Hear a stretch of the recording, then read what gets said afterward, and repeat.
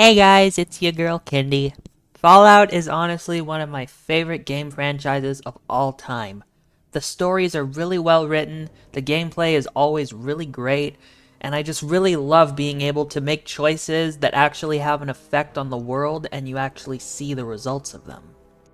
When Fallout first made the jump to 3D, and no, we're not talking about Brotherhood of Steel, it was quite jarring to see this isometric RPG games turn into a 3D first-person open-world game. And though they have been really great, it was just very different. The first time they did this wasn't really that great, Fallout 3, and Fallout New Vegas would pick up where Fallout 3 went, but actually have some of the original dev teams behind it.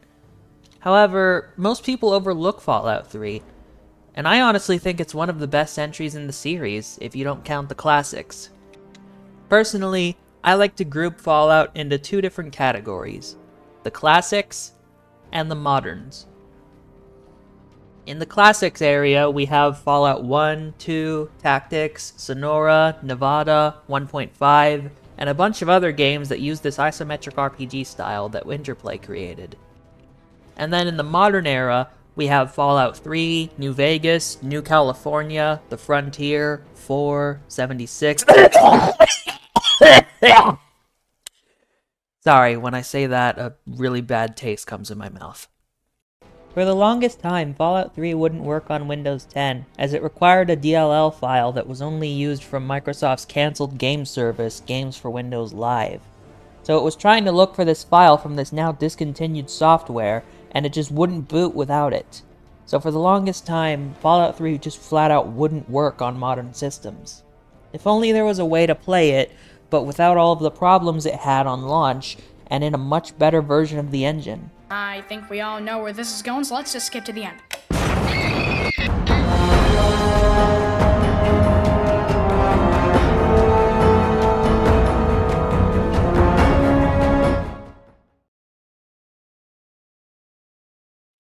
Fallout Tale of Two Wastelands is a huge mod for Fallout New Vegas.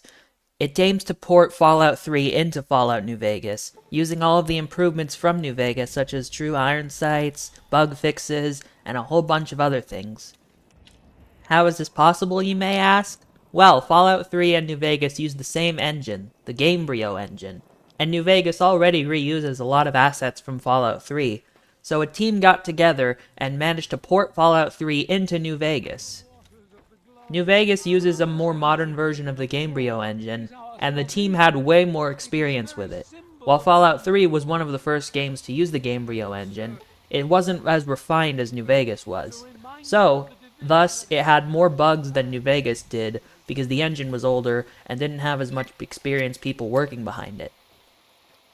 This and the whole Games for Windows Live thing, which was actually fixed a few years ago, turned a lot of people off of playing Fallout 3, as it got many negative reviews on Steam because of this horrible reputation. However, I think the game deserves another light, and honestly, Tale of Two Wastelands provides that, and I'm very grateful to it. As we all know, Fallout 3 starts with you being born, growing up in the vault, and leaving the vault to find your dad who's left. This opening sequence is a little bit different in Fallout Tale of Two Wastelands, as after you're born you get to select your traits. However, some trait mods that I use end up breaking the special book, because if you use the gifted trait, which gives you 1 point in every single special stat, then it'll break the special book, causing the game to crash. This is why I recommend using a mod that puts the trait selection after you've already selected your special stats. Once you start a game, you're asked if you want to start in the Mojave Wasteland or the Capital Wasteland. Now, I don't know why you would first want to start in the Mojave if you're using this mod, but hey, you do you, and at least it gives you the option. As for how you get to the Mojave Wasteland, a new location has been added to the Capital Wasteland, the Union Train Station. Once you get there, you buy a ticket to the Mojave Wasteland, and a time skip shows 3 years passing by. Then, the usual cutscene plays. Benny tells you the game was rigged from the start, shoots you in the head, and you wake up in Goodsprings. Personally, for this moment, I would recommend Simple Tint HUD Switcher, so that the HUD will actually turn from green to yellow when you're in New Vegas, and likewise when you reach the Capital Wasteland again. I would also recommend Benny humbles you and steals your stuff, so that your levels reset, and you also lose all of your stuff from the Capital Wasteland. The only way to get it back is to confront Benny. Obviously, he stole it from you alongside the Platinum Chip. And if you'd really like to get a little bit rigorous, you could also get Benny humbles you, steals your stuff, and locks you out of DC, as he will take the key to the Union train station inside of the Mojave, and the only way you can go back to the Capital Wasteland is to confront him. So you are literally locked out of the Capital Wasteland until you find Benny and get the chip back, as well as your stuff. However, once you get to the Mojave, then it's regular New Vegas, which is why I recommend getting Dialogue and Interactions Expansion Overhaul, which changes some of the dialogue using XVA Synth, which is not AI voicing, in order to let your character say some adventures from the Capital Wasteland that'll tie back into it. So this way, the games sort of blend into each other. For example, when you meet Cass at the NCR outpost, you'll be able to tell her about your adventures in DC. However, if you're a masochist and you pick the Mojave Wasteland first, it'll also let you pick some dialogue options in the Capital Wasteland that'll refer back to New Vegas, such as telling your father that you came all the way across the country to find him. Now, I know what some of you are thinking.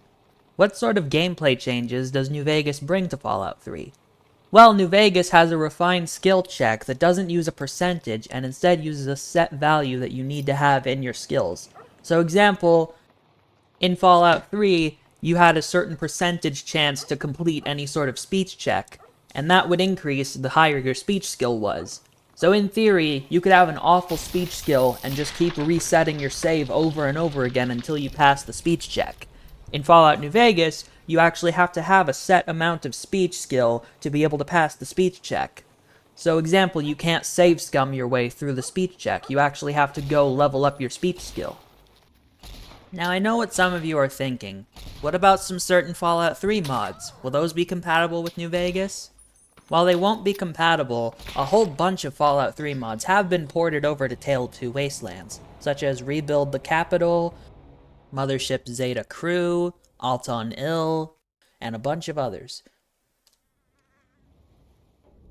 Plus, if you combine this with Fallout the Frontier, which honestly I would recommend waiting for the rework to come out, then you could have a Tale of 3 Wastelands, and you could have cars in DC that actually work good. Plus, you could have 3 completely contrasting wastelands. An urban, city-like wasteland, a barren desert wasteland, and a snowy, frosty wasteland. Now onto some mods I'd recommend. Personally, I'd recommend you follow the Viva New Vegas guide and the Capital Wasteland Survival Guide, as these both cover mods for New Vegas and Tale of Two Wastelands that are essential, as well as showing some mods that you shouldn't use. On to my personal recommendations, though. I'd personally recommend Vault Load Wheel, Legacy Reborn Texture Pack, TTW Reputations, so that you can actually have reputations in the Capital Wasteland, A World of Less Pain, A World of Pain TTW, JIP Companions Command and Control, Just Assorted Mods, Ragdolls TTW, The Living Desert, Functional Post-Game Ending, and finally, Desert Natural Weathers, along with its TTW patch. And though it's controversial, I'd recommend the Frontier just for its vehicles, alongside Chrysalis Highwayman. You can personally just avoid the Frontier altogether and just use the Highwayman. So overall, I really enjoy Tale of Two Wastelands. I think it's a really ambitious mod, and I really love the idea of taking a game that's flawed and fixing up its flaws for the audience to enjoy again, as well as letting new players finally get into it if they were turned off from the original game. With the upcoming projects for Fallout 4, such as Fallout 4 The Capital Wasteland and Fallout 4 New Vegas, it makes me hopeful that eventually we'll be able to play all Fallout games in one single game, since there's a lot of projects going on to recreate the Fallout games in Fallout 4, such as Vault 13, Project Arroyo, Capital Wasteland, New Vegas, and even recreating 76 in Fallout 4 called Fallout Appalachia. And while Fallout 4 does have better graphics, there's a bunch of graphics mods in the works for New Vegas, such as New Vegas Reloaded, so I'm personally going to stick to New Vegas for my personal Fallout experiences, as well as the classics. I really hope someday someone will be able to make a demake of Fallout 3 and New Vegas in Fallout 2's engine. as I saw this concept art, and I'm going to put the artist's name right here, and it really looks so promising, and I'd really love to see this someday.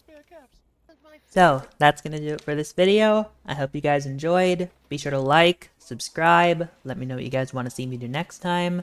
Let me know if you guys are interested in a full in-depth review of the Frontier, and I'll see you guys next time. Goodbye.